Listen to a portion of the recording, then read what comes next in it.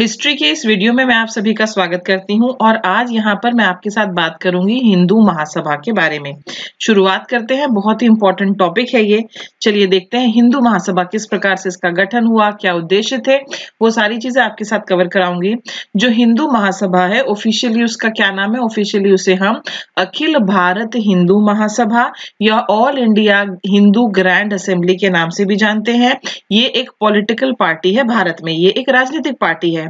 ये जो ऑर्गेनाइजेशन है it was form to protect the rights of the Hindu community to safeguard Hindu religion in Indian subcontinent in the wake of Khilafat movement which Mahatma Gandhi had supported after the formation of the All India Muslim League in 1906 and the British India government's creation of separate Muslim electorate under the Morley-Minto reforms in 1909।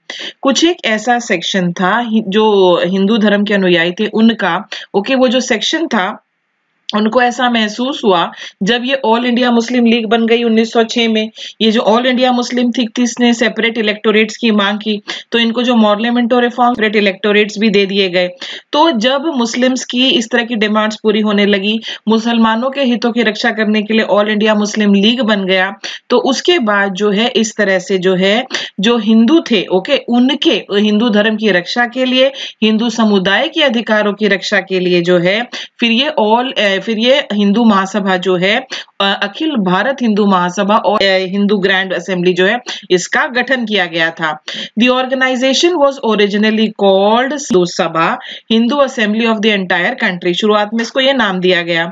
In 1921 it change to the present name Akhil Bharatiya Hindu Mahasabha. आगे जाकर 1921 में इसने अपना नाम बदल दिया और नाम जो है बदलकर ये यहाँ पर कर दिया गया। तो बेसिकली हिंदू धर्म की रक्षा के लिए, उनके अधिकारों के लड़ने के लिए इसका गठन किया गया था। ओके, अब यहाँ पर क्या बैकग्राउंड था, क्या पृष्ठभूमि थी, हम उन सबको डिस्कस करते हैं। जो local foreigners of the Hindu Mahasabha merged in connection with the disputes after the partition of Bengal in 1905, the formation of All India Muslim League in 1906 and the British India government's creation of separate Muslim electorate under the Morley-Minto reforms of 1909 was a catalyst for Hindu leaders coming together to create an organization to protect the rights of the Hindu community members।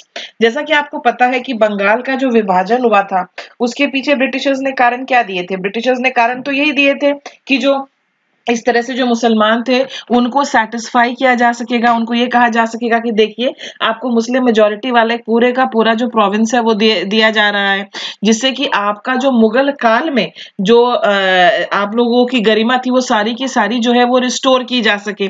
Okay, ये reasons थे। तो उस समय के जो कुछ हिंदू थे उनको ऐसा महसूस हुआ कि जो पार्टीशन ऑफ बंगाल है ये बेसिकली मुस्लिम्स को सेटिस्फाई करने के लिए किया जा रहा है। उसके बाद आगे जाकर फिर जो है ऑल इंडिया मुस्लिम लीग का भी गठन हो गया 1906 में। ये जो ऑल इंडिया मुस्लिम लीग थी इसने डिमांड की सेपरेट इलेक्टोरेट्स जो है वो 1909 में दे दिए गए। तो उसके बाद जो है ऐसा महसूस किया गया कि हमें एक ऑर्गेनाइजेशन, एक संगठन बनाने की आवश्यकता है। हिंदू नेताओं ने ऐसा महसूस किया, हिंदू कम्युनिटी मेंबर्स ने ऐसा महसूस किया कि हिंदुओं की रक्षा के लिए इसके बनाने की आवश्यकता है। तो 1909 में आचार्य समाज के लीडर लाला लाजपत राय, लालचंद और शादीलाल जो है उन्होंने एस्टैब्लिश की पंजाब हिंदू सभा। देखिए लाला लाजपत राय का नाम जो है वो आर्य समाज के साथ भी जुड़ा हुआ है, आर्य समाज के लीडर थे ये। आर्य समाज जो है स्वामी दयानंद सरस्वती की देन है।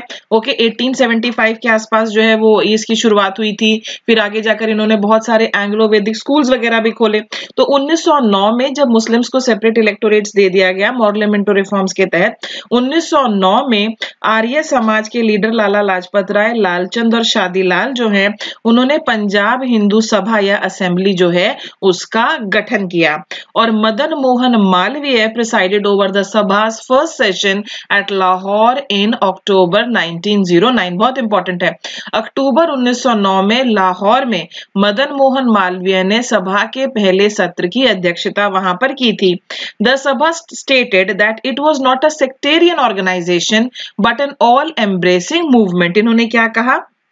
ओके, सभा में इन्होंने ये कहा ये एक सांप्रदायवादी संगठन नहीं है, लेकिन ये एक सर्वव्यापी आंदोलन था जिसका उद्देश्य ये था कि संपूर्ण हिंदू समाज के हितों की रक्षा की जाए। ठीक है, ये इन्होंने क्या कहा कि हम किसी भी प्रकार हम जो है एक ऑल एम्ब्रेसिंग मूवमेंट है और हमारा उद्देश्य क्या है, to protect the interest of the entire Hindu community. जो सारी की सारी हिंदू कम्युनिटी है उनके इंटरेस्ट को प्रोटेक्ट करना जो है ये हमारा उद्देश्य है।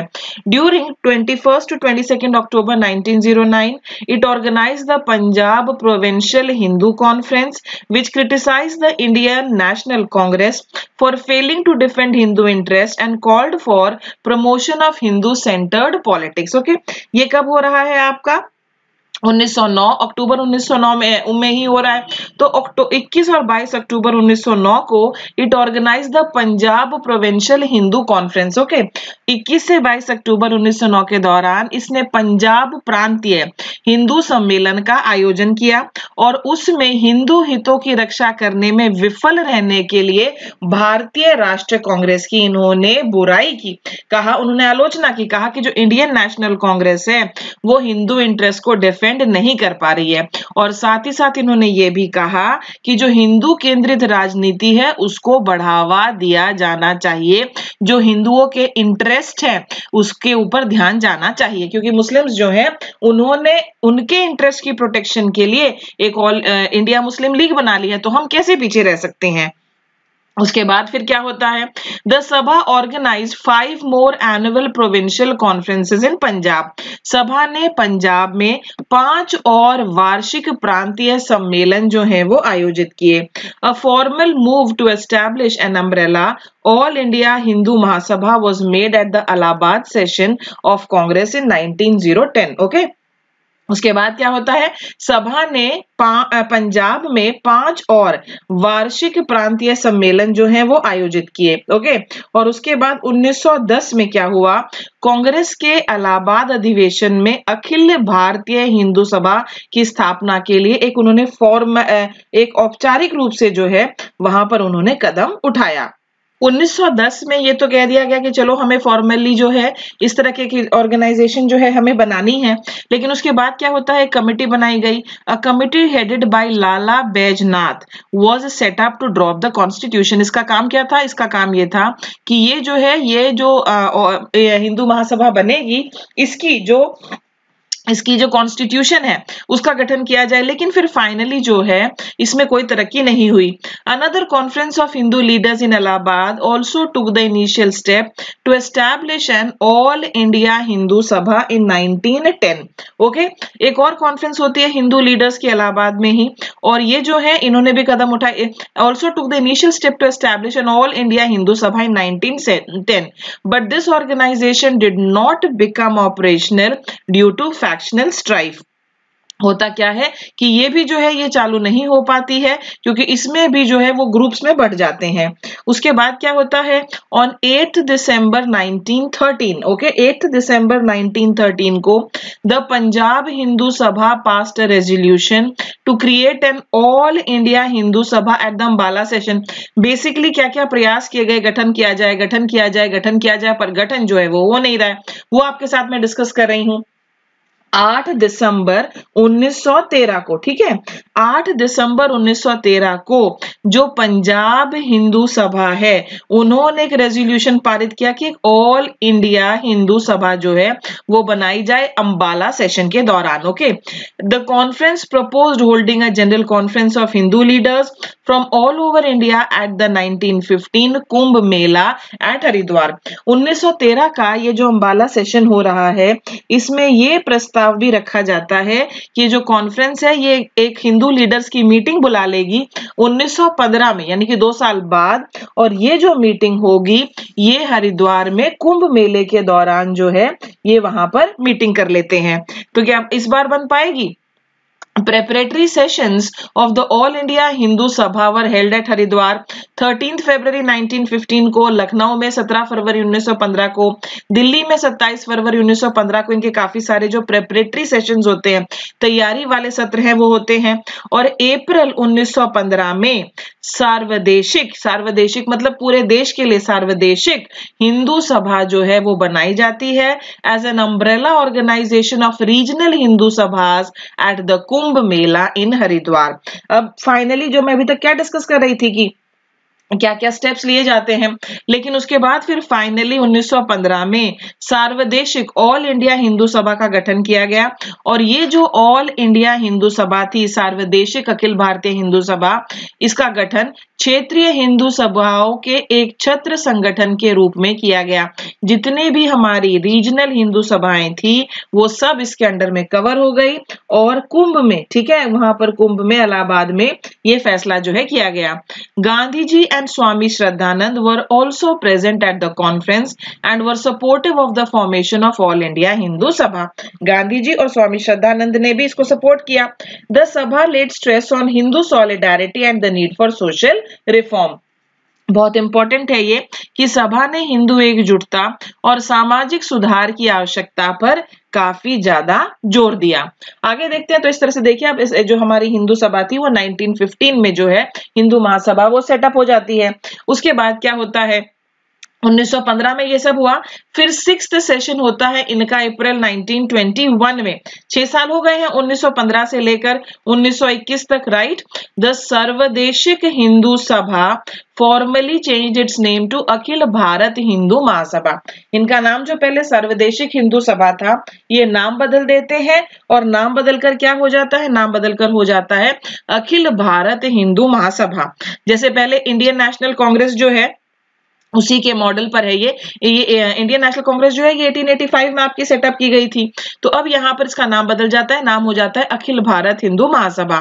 Presided over by Manindra Chandra Nandi, it amended its constitution to remove the clause about loyalty to the British and added a clause committing the organisation to a united and self governing Indian nation. Okay, presided over by Manindra Chandra Nandi, Manendra Chand Nandi की अध्यक्षता में इसने अंग्रेजों के प्रति वफादारी के बारे में जो खंड था उसको हटाने के लिए अपनी संविधान में संशोधन किया और संगठन को एक एकजुट और सर्वशासी भारतीय राष्ट्र के लिए इन्होंने प्रतिबद्ध किया।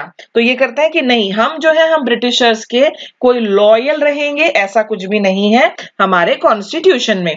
तो ये हो जाता है। 1921 तक क्या क्या हुआ वो हमने देख लिया है। यहाँ पर आगे देखते हैं। यहाँ पर देखो, अमंग द महासभास अर्ली लीडर्स, उनमें कौन कौन थे, उनमें थे पंडित मदन मोहन मालवीय, इनका नाम आप जरूर याद रखेंगे। और पंडित मदन मोहन मालवीय को किस चीज के लिए याद किया जाता है, इनको बनारस हिंदू यूनिवर्सिटी की नींव रखने के लिए याद किया जाता है। और लाला लाजपत राय, ये दो सबसे प्रोमिनेंट नाम थे। हिंदू महासभा की शुरुआत जब होती है, जो दो सबसे बड़े नाम हिंदू महासभा के साथ जुड़े हुए हैं वो है आपके पंडित मदन मोहन मालवीय और दूसरे हैं हमारे Lala Lajpat Rai. Under Malviya the Mahasabha campaigned for Hindu political unity, for education and economic development of Hindus as well as for the conversion of Muslims to Hinduism. जब मदन मोहन मालवीय जो हैं ये इसके साथ जुड़ गए हिंदू महासभा के साथ, तो इन्होंने जो है हिंदुओं की शिक्षा और आर्थिक विकास के लिए बहुत ज्यादा काम किया। साथ ही साथ वो मुसलमान, बेसिकली इनका क्या मानना था कि सारे तो सारे पहले हिंदू थे, फिर उसके बाद ये कन्वर्ट होकर इस्लाम धर्म को इन्होंने अपनाया। तो मुसलमानों के हिंदू धर्म में परिवर्तन के लिए भी इन्होंने अभियान चलाया। But in the late 1920s, the Mahasabha came under the influence of leaders like Balakrishna, Shivram Monje and Vinayak Damodar Savarkar. Savarkar brothers में से एक है ये। आगे जाकर और भी लोग जो हैं वो हिंदू महासभा के साथ जुड़ते हैं। 1920 के दशक के उत्तरार्ध में महासभा बालकृष्ण शिवराम मुंजे और विनायक दामोदर सावरकर जैसे नेताओं के प्रभाव में आ गई। Savarkar was a former revolutionary who had been banned from anti-British political activities and opposed the secularism of the Congress। Savarkar ये क्रांतिकारी थे जिन्हें ब्रिटिश विरोधी राजनीतिक गतिविधियों के लिए प्रतिबंधित कर दिया गया था और उन्हें कांग्रेस के धर्मनिरपेक्षता का ये विरोध करते थे।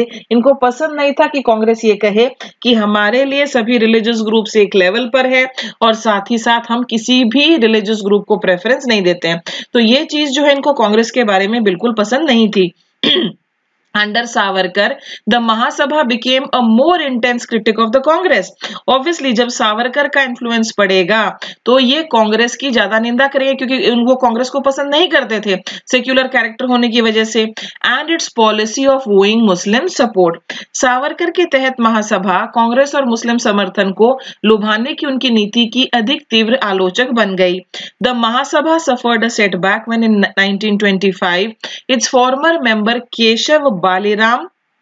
Keshav Baliram Hedgewar left to form the राष्ट्रीय Swayamsevak Sangh, a Hindu volunteer organization that abstained from active politics। Okay, ये बहुत इंपॉर्टेंट है, आप इसको जरा ध्यान से समझने की कोशिश करेंगे।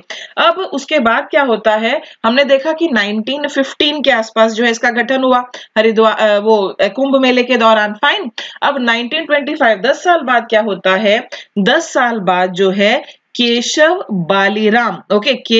बालीराम हेडगेवार जो है वो इससे हिंदू महासभा से अलग होना चाहते हैं और उन्होंने राष्ट्रीय स्वयंसेवक संघ आरएसएस जो है उसका गठन किया इन्होंने। और इसका उद्देश्य क्या था, इसका जो ये आरएसएस इन्होंने बनाया राष्ट्रीय स्वयंसेवक संघ, ये एक हिंदू स्वयंसेवक संगठन बनाने के लिए इन्होंने जो है हिंदू महासभा से किनारा कर लिया और इन्होंने ये कहा कि जो आरएसएस है ये सक्रिय राजनीति से दूर रहेगा। ये इनका कहना था कि ये सक्रिय राजनीति जो है उससे दूर रहेगा। Although ideologically similar to the Mahasabha, RSS grew faster across the nation and became a competitor for the core constituency of the Mahasabha। बड़ी इंटरेस्टिंग जानकारी है। यद्यपि वैचारिक रूप से महासभा के सम्मान राष्ट्रीय स्वयंसेवक संघ जो है वो पूरे देश में काफी तेजी से फैला और एक्टिव पॉलिटिक्स से ये लोग दूर रहे। ये निकलकर कहां से आया था, ये हिंदू महासभा से ही निकलकर आया था, लेकिन कुछ टाइम बाद जो है ये हिंदू महासभा के लिए ही एक तरह से उसका कॉम्पिटिटर बन गया। अब इंडियन फ्रीडम मूवमेंट के बारे में यहाँ पर देखो, Hindu Mahasabha did not support the Indian freedom movement against British rule in India. Hindu Mahasabha जो है उसने भारत में ब्रिटिश शासन के खिलाफ भारतीय स्वतंत्रता आंदोलन का समर्थन नहीं किया। अगर मैं बात करूं सिविल डिसोबीडियंस मूवमेंट की, सविनय अवज्ञा आंदोलन की, तो under the leadership of Mahatma Gandhi the Congress led several national-wide campaigns of non-violent civil disobedience. The Mahasabha officially abstained from participating in the civil disobedience movement of 1930। ये बहुत इंपॉर्टेंट है, ध्यान से सुनना। अब पहले तो हिंदू महासभा जो है उसने भारत में ब्रिटिश शासन के खिलाफ भारतीय स्वतंत्रता आंदोलन का समर्थन उन्होंने नहीं किया।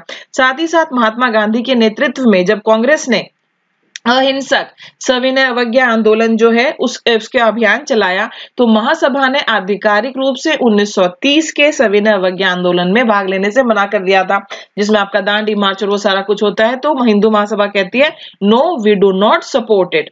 अब हम आगे देखते हैं alliance with Muslim Leagues and others. The Indian National Congress won a massive victory in 1937 Indian provincial elections decimating the Hindu Mahasabha.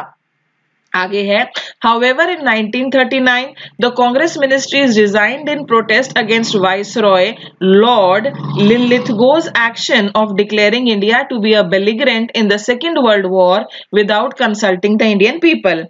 This led to the Hindu Mahasabha joining hands with Muslim League and other parties to form governments in certain provinces. Such coalition governments were formed in Sindh, North West Frontier Province and Bengal. ये बड़ी interesting जानकारी है।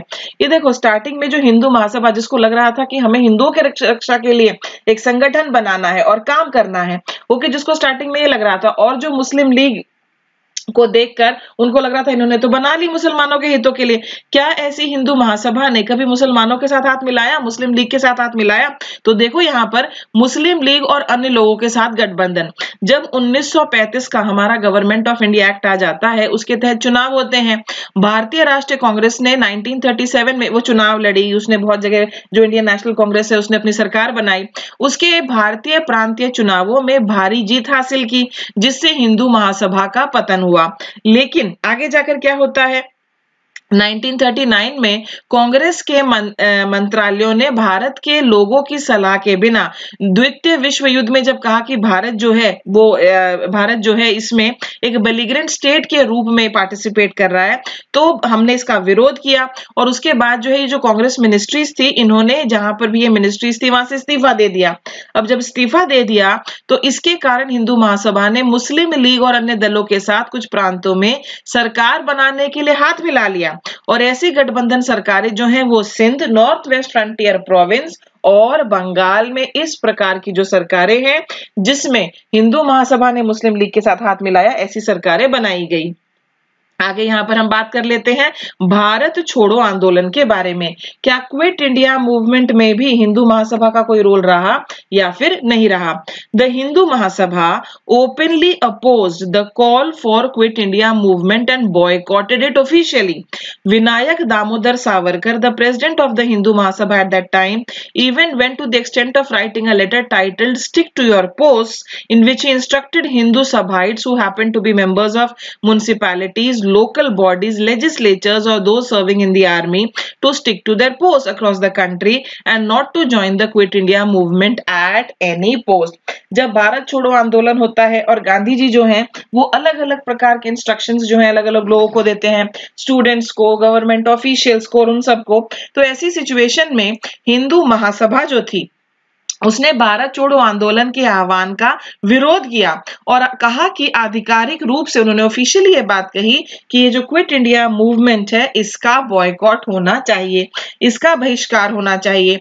उस समय हिंदू महासभा के अध्यक्ष कौन थे? विनायक दामोदर सावरकर ये थे। और उन्होंने क्या कहा? उन्होंने कहा कि जो भी लोग हैं वो अपने पदों पर चिपके रहो, स्टिक टू योर पोस्ट। उन्होंने एक पत्र लिखने की हद तक चले गए जिसमें उन्होंने हिंदू महासभा के सदस्य को इंस्ट्रक्शंस दिए कि अगर आप नगर पालिकाएं, स्थानीय निकायों, विधानसभाओं के सदस्य हो या जो सेना में अगर आप सेवा कर रहे हैं तो देश भर में अपने पदों से आप चिपके रहिए, आपको उन्हें क्विट करके क्विट इंडिया मूवमेंट के साथ जुड़ने की कोई भी जरूरत नहीं है।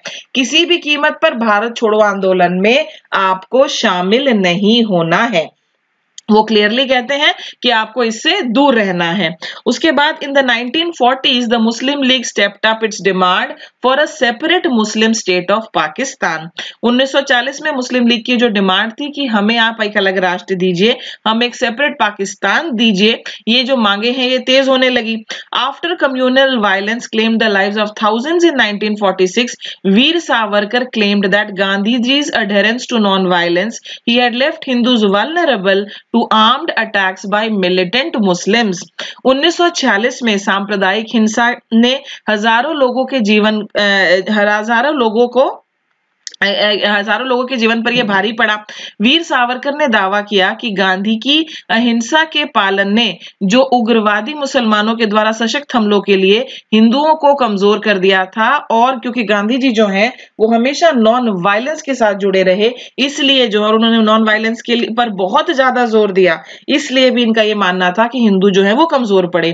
When the Congress agreed to divide India in June 1947, after months of talks of power sharing between the Congress and the League, the Mahasabha condemned the Congress and Gandhi for dividing India। आगे जाकर जब लगता है कि नहीं partition तो होकर ही रहेगा भाई, पार्टीशन के अलावा तो कोई रास्ता ही नहीं सूझ रहा है, तो कांग्रेस जो है जब वो सहमत हो जाती है पार्टीशन के लिए जून 1947 में, ओके, जून 1947 में, तो जो महासभा थी उसने कांग्रेस और गांधी जी की देश के विभाजन करने के लिए इनकी खूब बुराई की, इनकी खूब निंदा की। 30 जनवरी 1948 को 30 जनवरी 1948 को नाथूराम गॉडसे ने महात्मा गांधी को गोली मारी। 3 बार उन्होंने गोली मारी और उनकी दिल्ली में हत्या कर दी। 30 जनवरी 1948 को नाथूराम गॉडसे ने महात्मा गांधी को 3 बार गोली मारी और दिल्ली में उनकी हत्या कर दी। The involvement of the Mahasabha in Gandhi's murder led to a severe backlash against Savarkar, Godse and other members of the outfit। ये जो नाथूराम गॉडसे थे ये हिंदू महासभा के भी सदस्य थे। देखो पीछे पॉलिटिक बैकग्राउंड क्या है, बैकग्राउंड तो यही है ना कि हिंदू महासभा जो है वो पार्टीशन का दबाकर विरोध कर रही थी और कह रही थी कि गांधी जी और कांग्रेस ही हैं जो इसके लिए जिम्मेदार हैं। और उसके बाद जब नाथूराम गॉडसे जो हैं वो महात्मा गांधी की हत्या कर देते हैं और महात्मा गांधी की हत्या होने के बाद जो है गांधी जी की हत्या के बाद महासभा में जितने शामिल होने से सावरकर, गोडसे, संगठन के अन्य सदस्य जो थे उनको जो है काफी ज्यादा निंदा झेलनी पड़ी। Though active as an organization its presence is negligible across the country. आज भी ये एक ऑर्गेनाइजेशन के रूप में उपस्थित तो है लेकिन ज्यादा सक्रिय और एक्टिव ये जो है नहीं है। आरएसएस के बारे में आप ज्यादा सुनेंगे जो कि इसी से निकलकर बनी, लेकिन आप हिंदू महासभा के बारे में ज्यादा नहीं सुनेंगे। ठीक है, तो महात्मा गांधी की हत्या कर देना जो है वो हिंदू महासभा को काफी ज्यादा भारी पड़ा, क्योंकि जब महात्मा गांधी की हत्या हो जाती है जो बिल्कुल ही एक नॉन वायलेंट पर्सन थे तो हिंदू महासभा को इसके लिए जिम्मेदार माना गया। क्योंकि सावरकर भी जो है जब से वो हिंदू महासभा के साथ जुड़े थे वो कांग्रेस की जो सेक्युलर पॉलिसीज थी उनकी निंदा कर रहे थे, जो मूवमेंट चल रहा था आजादी के लिए उसकी निंदा कर रहे थे। Although the Mahasabha did not call for exclusion of other religious communities from the government, it identified India as a Hindu Rashtra and believed in the primacy of Hindu culture, religion and heritage. At various points in its history, the party called for reconversion of Muslims and Christians to Hinduism. The Hindu Mahasabha stridently opposes westernization, which it regards as a decadent influence on Indian youth and culture. The Mahasabha opposed socialism and communism as decadent foreign ideologies that do not represent India's indigenous needs and conditions। क्या वास्तविक रूप से जो हिंदू महासभा है क्या वास्तविक रूप से जो हिंदू महासभा है उसने दूसरे धर्मों का बहिष्कार किया, दूसरे धर्मों के बारे में क्या कहा वो सब हम देख लेते हैं।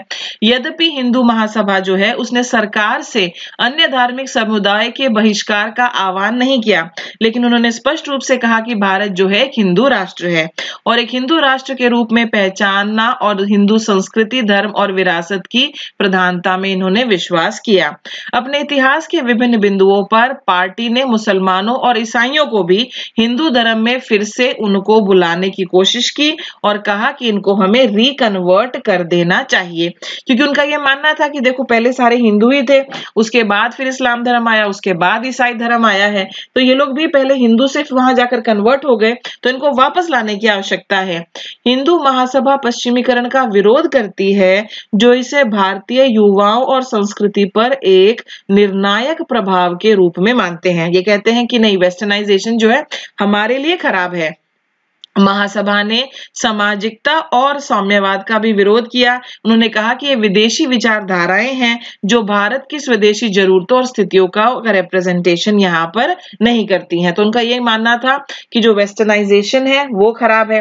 तो अब आगे देखो, although oppose to untouchability and caste discrimination, Mahasabha continues to support the varna system. ये अनटचेबिलिटी के तो विरोध में है, ठीक है, ये कास्ट डिस्क्रिमिनेशन के विरोध में है, लेकिन फिर भी जो हमारा वर्ण सिस्टम है, ओके, जो सोसाइटी है जिस तरह से वो 4 वर्णों में डिवाइड की गई है उसके ये समर्थक हैं। अब बात कर देते हैं हिंदुत्व की। The Mahasabha promoted the principles of Hindutva, a Hindu nationalist ideology developed by its leader Vinayak Damodar Savarkar. Mahasabha ने अपने प्रमुख नेता विनायक दामोदर सावरकर द्वारा विकसित हिंदू राष्ट्रवादी विचारधारा हिंदुत्व के सिद्धांतों को बढ़ावा दिया। अभी करंट आइडियोलॉजिकल पोजीशंस हम एक बार देख लेते हैं। महासभा जो है ये 30 जनवरी को the day Gandhi was assassinated as Shaurya Diwas, ये जो महासभा है ये 30 जनवरी को शौर्य दिवस के रूप में सेलिब्रेट करते हैं जिस दिन महात्मा गांधी की हत्या की गई थी। The outfit believes that the day should celebrate the courage demonstrated by Godse. और ये बिल्कुल नहीं कहते कि गॉडसे ने जो किया वो गलत किया। संगठन का मानना है कि इस दिन गॉडसे द्वारा जो प्रदर्शित साहस था उसका जश्न मनाया जाना चाहिए, क्योंकि इनका स्ट्रांगली ये बिलीफ है कि महात्मा गांधी जो थे वो उन्होंने देश का विभाजन करवाया। इन 2016 prime minister Narendra Modi remarks against self-styled cow vigilantes did not go well down with the Mahasabha, and the outfit termed him as anti-Hindu. Staging protest against the Prime Minister, Pandey said Modi should tell people who run shops in the name of cow protection he had lured people in the name of cow protection to get votes. ठीक है, तो यही था हमारा हिंदू महासभा के बारे में, कैसे उसका गठन हुआ, क्या उसके उद्देश्य थे, उसका जो नेशनल मूवमेंट था उसमें क्या कंट्रीब्यूशन था, वो सारी चीजें मैंने आपके साथ कवर करा दी हैं। तो मेरी शुभकामनाएं आपके साथ है, अगले वीडियो में फिर आपसे मुलाकात होगी। I wish you all the best. Thank you so much for watching. Bye bye.